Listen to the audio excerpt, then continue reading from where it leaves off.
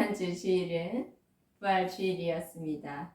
부활의 주님을 만난 그런 막달라 마리아는 예수님이 전하라고 예수님께서 부활하셨다는 것을 전하기 위해서 이렇게 다른 곳에 웅크리면서 모여있는 제자들에게 찾아가서 전했어요. 예수님은 무덤에 계시지 않고 살아나셨습니다.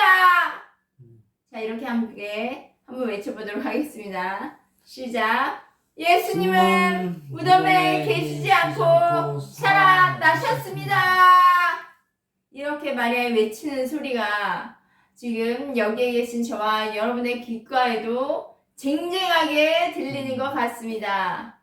그렇습니다. 우리 주님은 무덤에 묻혀서 죽으셔서 영원히 썩어가는 그런 시체가 아니라 다시 살아나셨습니다. 하나님의 능력으로 다시 살아나셨습니다. 그의 몸까지 온전하게 살아나셨습니다. 이 부활의 예수 그리스도를 찬양합니다. 그분의 생명이 우리에게도 임하였음을 예수의 이름으로 선포하며 기도합니다. 네, 이 시간 예수님이 제 아들에게 나타나신 그 부활의 현장으로 우리도 가보기로 하겠습니다. 이곳이 부활의 주님이 계신 현장이 되어서 부활의 주님이 주시는 그 생명을 풍성하게 누리시는 저와 여러분 되기를 축복합니다.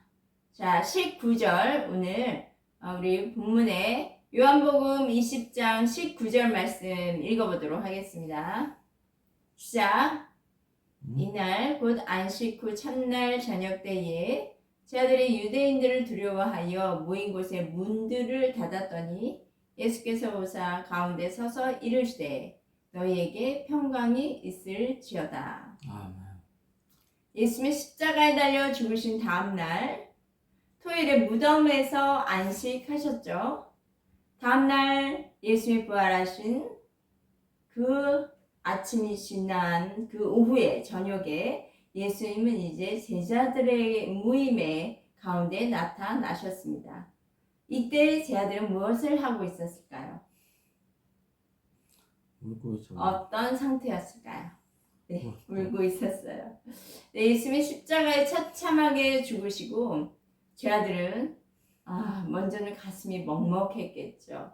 그러면서 울기도 하고 그 슬픔이 가득한 가운데 그들은 또 두려워하는 마음이 있었습니다. 왜냐하면 유대인들을 늘 의식하고 있었기 때문이에요.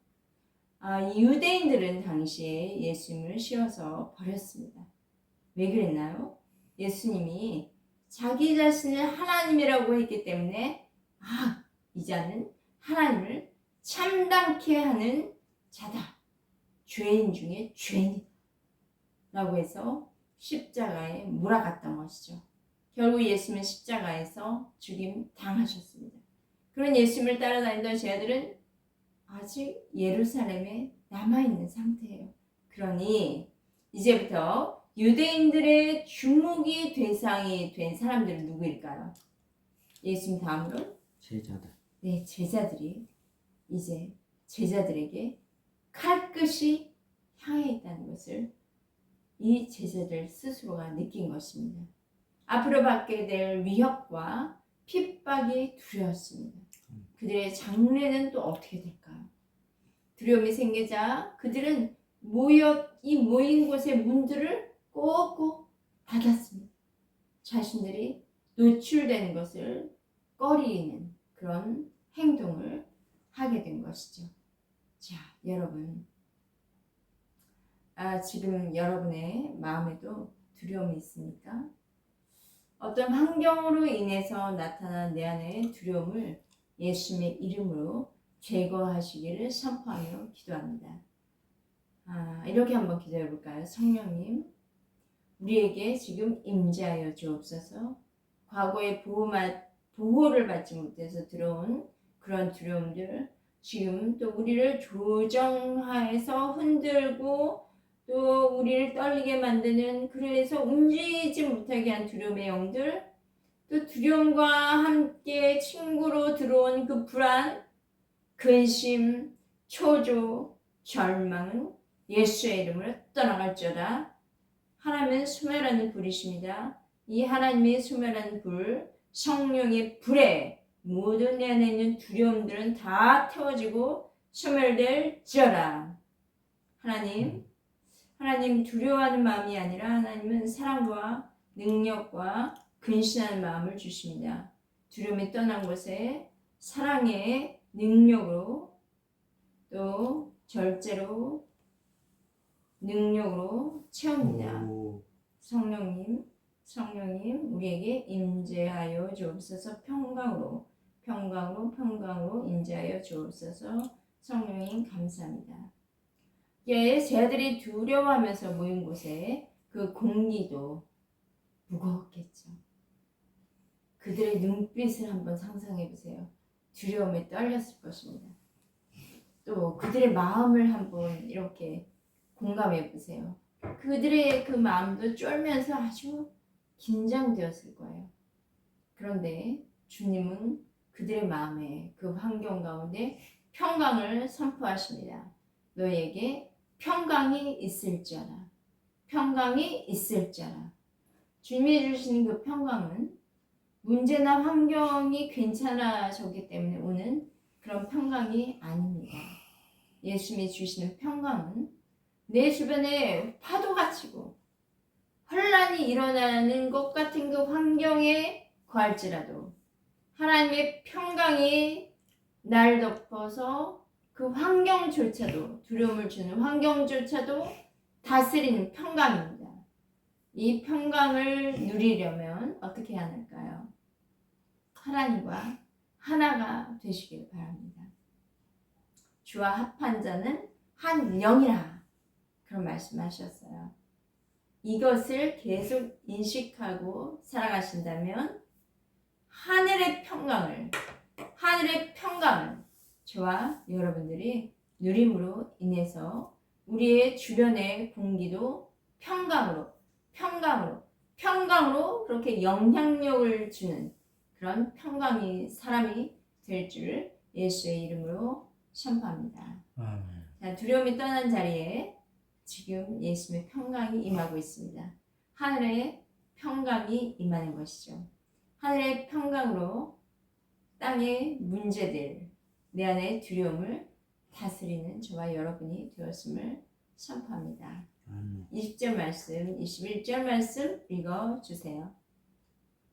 이 말씀을 하시고 손과 옆구리를 보이시니 제자들이 주를 보고 기뻐하더라. 예수께서 또 이르시되 너희에게 평강이 있을지어다. 아버지께서 나를 보내신 것 같이 나도 너희를 보내노라. 예수님이 제 아들 앞에 와 계시는데 예수님 부활하신 거 맞나? 지금 이 앞에 계시는 이 예수님, 이게 실제냐? 꿈이냐? 생시냐? 이게 지금 우리 영으로만 이렇게 느껴지는 거냐? 이게 놀라워하는 제 아들에게 예수님은 자신이 십자가에 못 박혀 죽으실 때 그 손과 그 옆구리를 보여주십니다. 그 손에는 못자국, 옆구리의 창자국의 그 흔적을 지금 보여주십니다.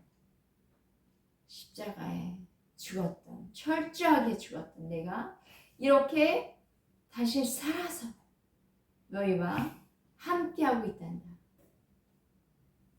그러면서 그들의 시선을 이 부활의 몸으로 오신 예수님을 향하도록 시선을 맞춰주십니다. 부활의 주님을 보고 이 주님은 정말 실제이시구나 느끼는 그 제자들의 마음은 어땠을까요? 슬픔이나 우울감이 아니라 기쁨이 스멀 올라오면서 진짜야? 리얼? 실제야? 주님이 죽으시고 그 장례가 불안했던 제자들은 아주 두려워했었거든요.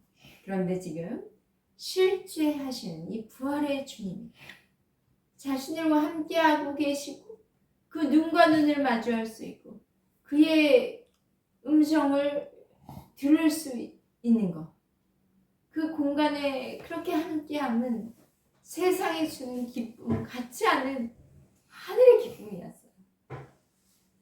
여기에 계신 저와 여러분도 성령으로 지금 실제하시는 주의 영의 주님을 내 영의 눈을 떠서 보시고 내 영의 귀를 밝혀서 그의 음성을 들으심으로 이렇게 우리가 있는 공간에 함께 하심을 느낄 수가 있습니다. 더 우리 일상의 삶에서도 주님과의 깊은 친밀감으로 들어가시는 저와 여러분 되시길 축복합니다. 신앙생활이 참 무미 건조한 신앙생활 한 사람 많아요. 저도 그런 사람 중에 하나였어요.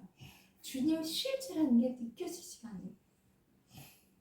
그냥 그분의 행하시었던 그 행적이 너무 고맙고 감사한데 그냥 옛날 예전에 일어났던 일 그거 가지고 계속 신앙생활 이어간다는 것이 이게 얼마나 따분하고 재미없습니까? 그래서 안 하면 심판이고 안 하면 뭐 안 좋은 일이 일어날 것 같으니까 그냥 형식적으로 또 하란 대로 그냥 그렇게 하는 그런 신앙생활이 아니라 광명한 해가 떠올라서 그 외양간에서 뛰쳐나와서 뛰는 그 소왕 그 외양간에서 뛰어나온 소처럼 송아지처럼 우리도 주 앞에서 뛰며 기뻐하며 그런 신앙생활 깔깔깔 주님으로 인해서 기뻐하며 깔깔깔대고 웃으며 기쁨의 노래를 힘차게 부르며 외치는 그런 생명 있는 신앙생활 되시기를 그런 삶이 되시기를 예수의 이름으로 축복합니다. 아멘. 부활의 주님은 다시 한번 평강을 또 다시 제자들에게 선포하시죠. 평강을 왜냐하면 그 제자들의 마음에 두려움이라는 것이 계속 조금씩 없어지고 있지만 아직까지 뚫리지 않은 것 같아요. 그래서 평강을 계속 선포하십니다. 그리고 앞으로 이제 닥쳐올 환난 평강으로 이겨나갈 그런 제자들을 축복하십니다. 제자들은요, 하나님께서 그의 뜻을 이 땅에 베푸시기 위해서 예수님을 세상에 보내신 것처럼 이제 예수님께서 승천하시면 예수는 이 땅에 계시지 않잖아요. 그 일을 누가 해야 합니까? 제자들. 네, 제자들이 세상 사람들에게 보내지는 것이 또 하나님의 뜻이었거든요. 제자들은 환난과 핍박을 이겨내려면 가장 필요한 것이 있었어요. 그게 22절과 23절 한번 읽어볼까요? 시작. 이 말씀을 하시고 그들을 향하사 숨을 내쉬며 이르시되 성령을 받으라. 내가 누구의 죄든지 사하면 사하여질 것이 누구의 죄든지 그대로 두면 그대로 쓰리라 하시니라. 예수는 제자들을 향하여 숨을 후. 자, 숨을 받으세요. 후. 이것은 바로 하나님의 호흡입니다. 구약에는 루아하라는 히브리어 단어로 쓰여졌죠. 이것은 바로 하나님의 영입니다. 제자들은 그 몸으로 예수님을 따르고 보고 배웠거든요. 공생의 기간 동안에. 그런데 부활하신 예수님께서 지금은 이제 하나님의 영을 불어 넣어 주십니다. 왜냐하면 예수님의 몸은 이제 하늘로 승천해서 올라가시기 때문에 눈에 보이지 않아요. 그러나 하나님의 영을 제자들에게 불어 넣어 주시고 성령을 받아! 그리고 그 성령을 받으면 제자들은 주와 합한 자가 되는 거예요. 주와 합한 자는 한 영이라 말씀하신 것처럼 부활하신 주님과 제자들은 이제 하나의 영이 되는 것입니다. 그리고 예수님이 승천하시고 나면 이 세상에 예수님의 영을 가지고 그 예수님을 나타내면서 예수님을 하신 일들을 하실 그 제자들을 세우시는 그런 과정입니다. 부활의 주께서 여기 계신 저와 여러분에게도 하고 숨을 내쉬며 말씀해 주십니다. 성령을 받으라. 아멘. 우리에게 성령이 부어주신 주님을 감사합니다. 네, 예, 아멘. 저희들의 영을 하나님께로 엽니다. 하늘 문 여시고 성령을 저희들에게 부어주시니 감사합니다. 주의 영으로 이제부터 나의 혼과 육을 다스리게 되었습니다. 성령의 기름 부으심 가득하게 저희들에게 부으시니 저희들은 이제 그 영으로 주님을 세상에 나타나는 자들이 되었음을 감사합니다. 예수님의 이름으로 기도했습니다. 아멘. 성령으로 다스림을 받으려면 예수님처럼 우리도 누구의 죄든지 용서할 수 있어야 합니다. 우리는 용서해야 한다. 그런 걸 너무나 잘 알고 있기에 내가 용서해야지. 내가 용서해야 돼. 자기 힘과 생각으로 그냥 용서하려고 해도 머리에서는 왔다 갔다 그 단어 용서란 단어가 왔다 갔다 하는데 내 가슴에 울림은 없어요. 그게 진짜 우리 신자들에게 힘든 일이죠. 내 가슴에는 용서가 안 돼요. 그냥 머리로만 용서해야 한다. 근데 직접 또 글을 보고 글을 생각하면 그리고 마음이 답답하고 용서가 되지 않아요. 라는 고백을 많이 합니다. 저도 그랬습니다. 저를 몇십 년간 괴롭혔던 그 인간을 어떻게 용서할 수 있는가. 그런데 저는 기도는 했어요. 그래서 용서하겠습니다. 주님, 그들을 축복합니다. 그런 입술의 고백은 했는데 제 마음으로부터 울림이 와서 깨끗한 용서가 되지 않았습니다. 그런데 성령님이 오셔서 성령님이 강림하셨어요. 성령님이 오셔서 내 마음에 그런 묵은 오래된 부정적 감정들, 욕된 감정들을 다 치우시고요. 보혈의 능력으로 깨끗하게 씻어 주셨습니다. 그랬더니 20년 동안 그 사람을 용서하지 못하는 내 마음이 그 미움과 분노가 쌓여 있는 거거든요. 근데 그런 마음들을 성령께서 깨끗이 마치 이 빗자루로 슉슉 쓸어내듯이 제 마음에 그런 감정들까지도 빗자루로 싹 쓸어버리시고 내보내시더라고요. 성령님께서 내 마음에 오셨을 때 용서할 수 있는 능력을 주셨음을 감사합니다. 용서란 고통과 상한 마음을 다시는 기억하지도 않고 던져버린 상태입니다.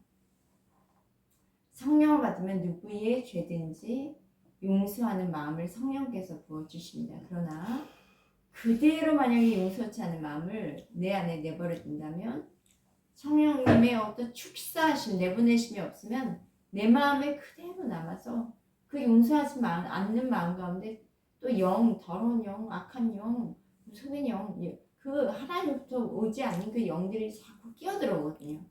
그러면 그 영들은 나를 고통하게 하고 억울하게 하고 그냥 피해의식에 쩔은 사람으로, 그래서 뼈를 마르게 하는 것 같은 그 고통 가운데 나를 자꾸 내 영을 마르게 합니다. 우리는 마지막 때를 준비하는 사람들이에요.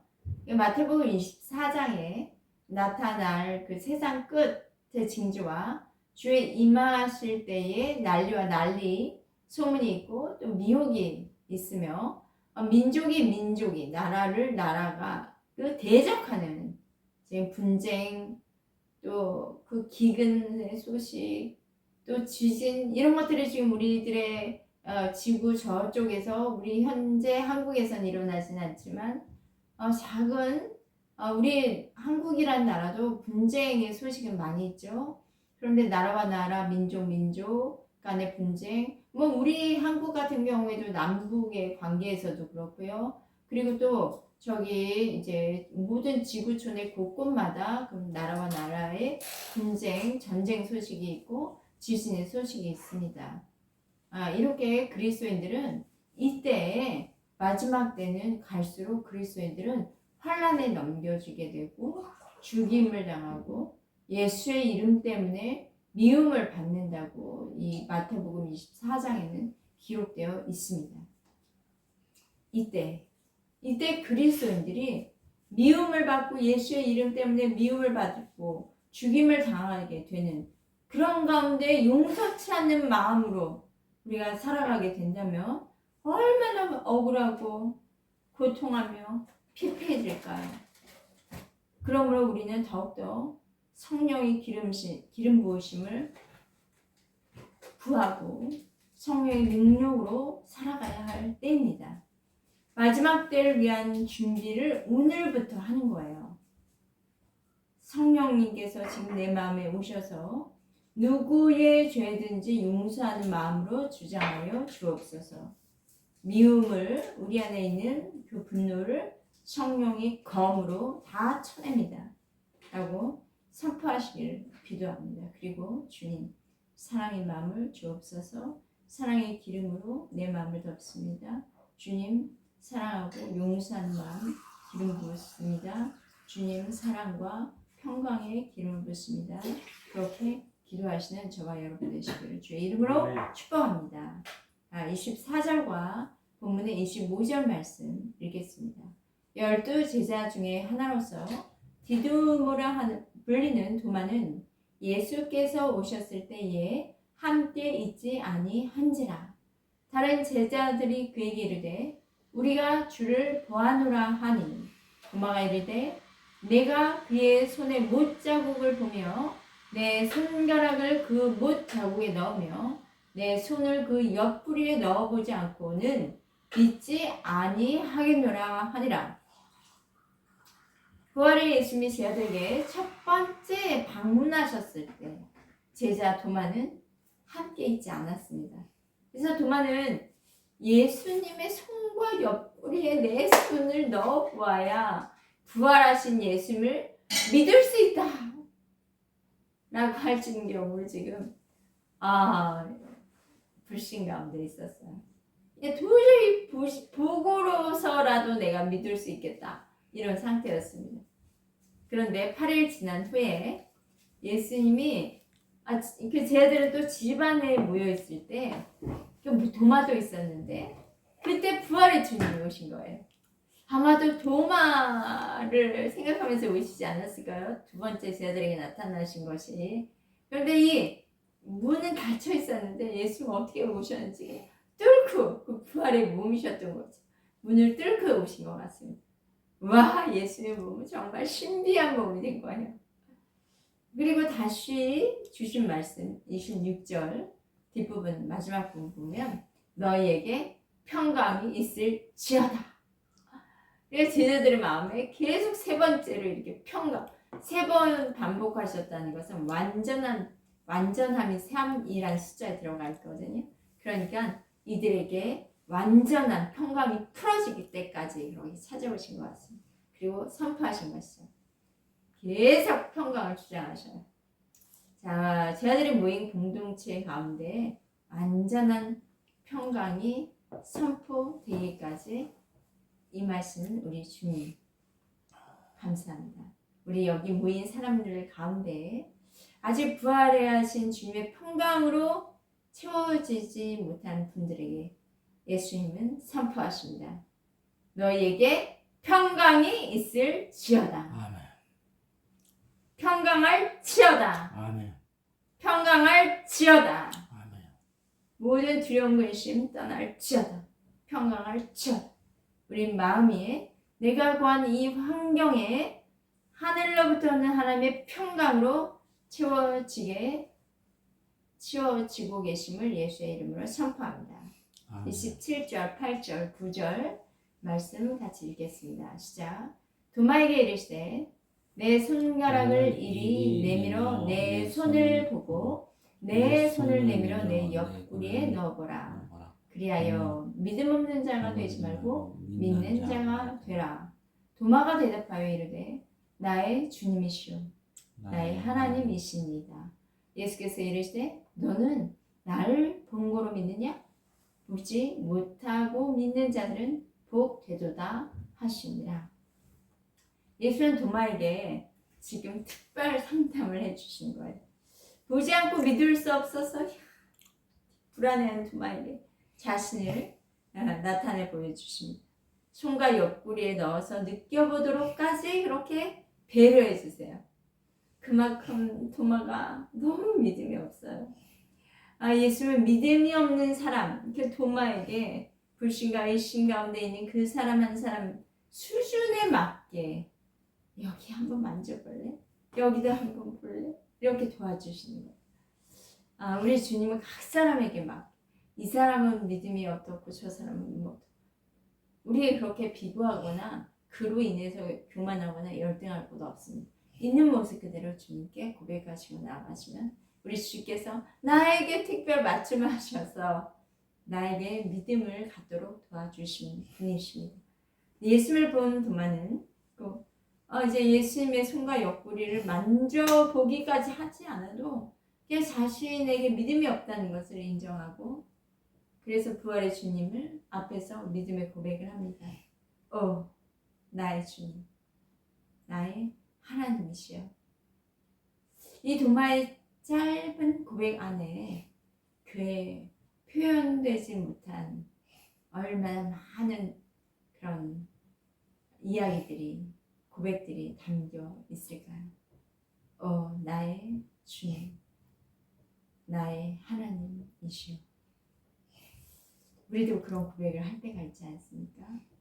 뭐라고는 다 일일이 표현은 할 수 없는데 그 실제가 되시는 나의 하나님 만났을 때 이런 고백을 하게 되죠.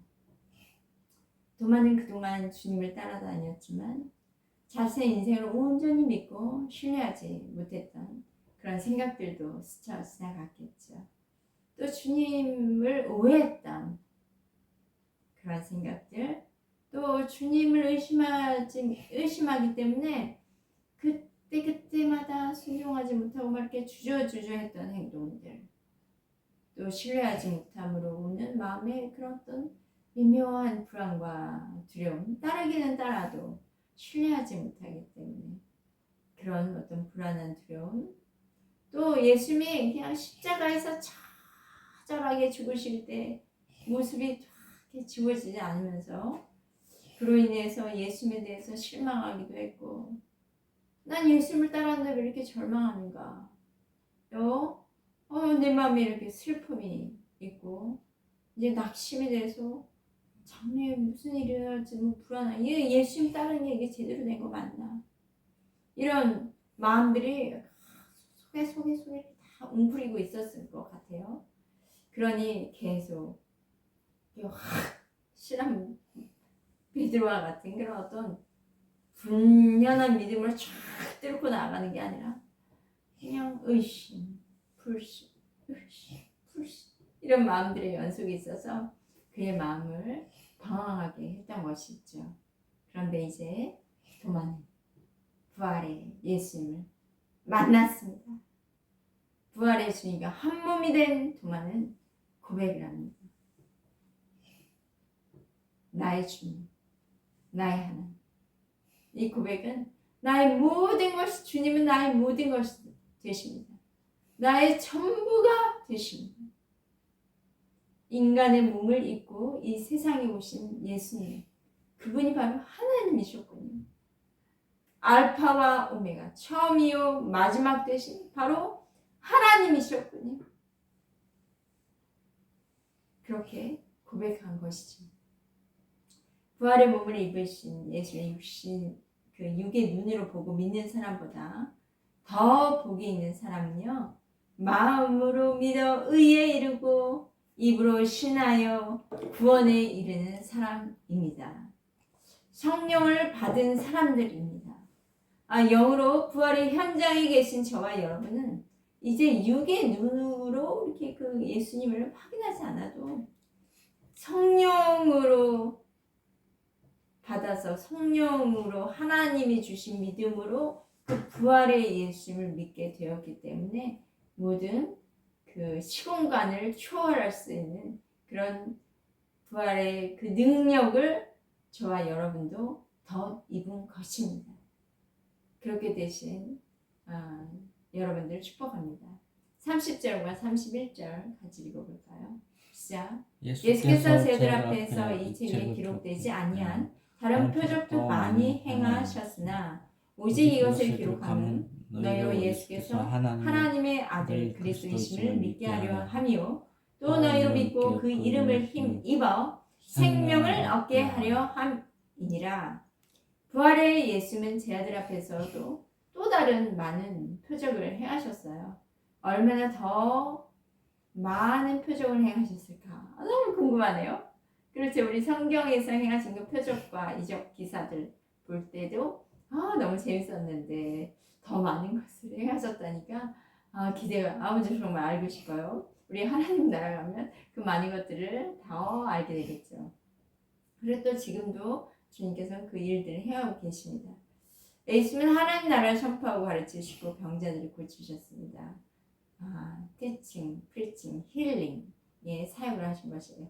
이렇게 표적으로 기적으로 사람들이 할 수 없는 그 놀라운 일을 행하신 예수님은 하나님의 아들로서 우리를 구원하시려는 것을 바로 믿게 하려 함이라.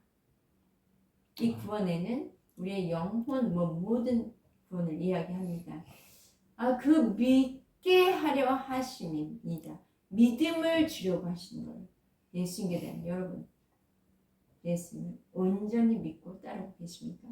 따르긴 따르는데 온전히 믿고 계시냐고요. 내 예수님이 내 뒤에 계세요. 내가 뒤를 보지 않고 뒤로 자빠져도 주님 받쳐주신다는 믿음이 있으십니까?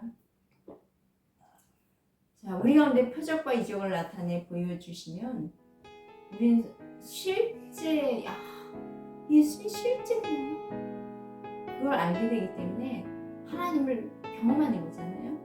그러면 더 큰 믿음의 세계로 나아갈 그 힘이 되어져요. 그러니까 표적과 이적 뭐가 중요해요.